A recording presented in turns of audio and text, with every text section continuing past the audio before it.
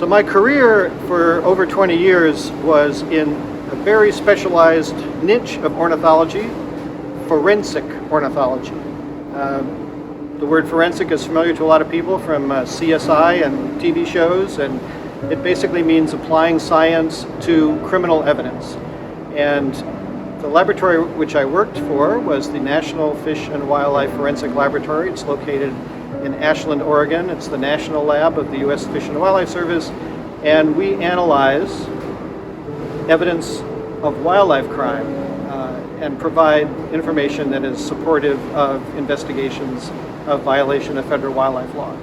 So forensic ornithology means that you are examining bird evidence. So if the victim of wildlife crime is a bird, I identified the victim. That was my job. So the first step in an investigation of wildlife crime is to identify what species has been killed or taken in the evidence.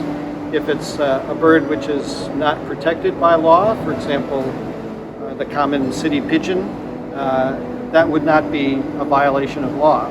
But if it's a protected species, like it could be an endangered species, or it could just be a native species which is protected by U.S. law, which almost all native North American birds are, then once you establish that identity, that identification, that's the first step in proceeding with a prosecution of a possible crime. And what type of crimes are we talking about? What people do surprised us?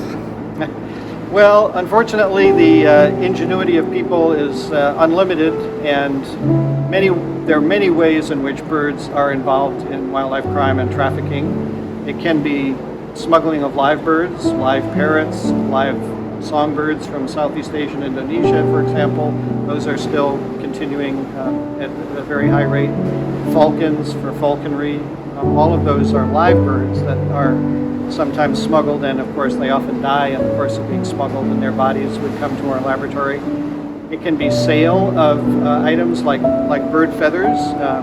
Many Native American ceremonies involve eagle feathers, for example, and while Native American people have special rights to possess eagle feathers, it's not legal to sell those feathers, so if those entered the commercial world, then that was a violation.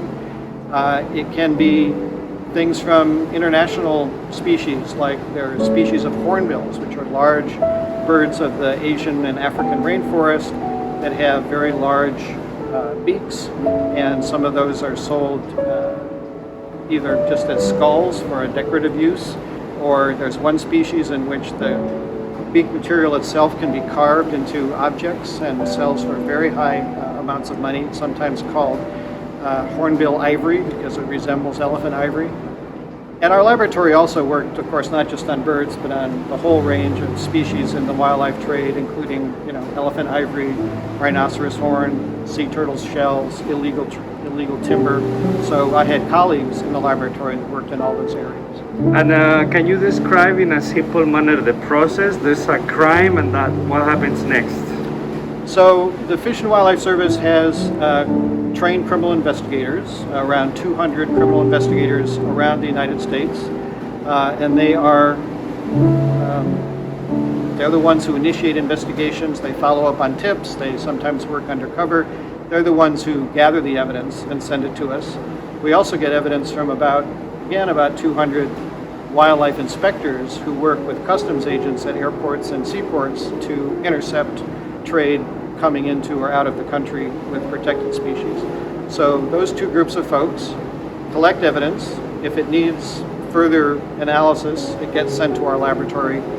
It's a full-on crime lab. We have very elaborate and careful chain of custody requirements. We follow all the rules of criminal evidence. And depending on the question, it goes to different parts of the laboratory.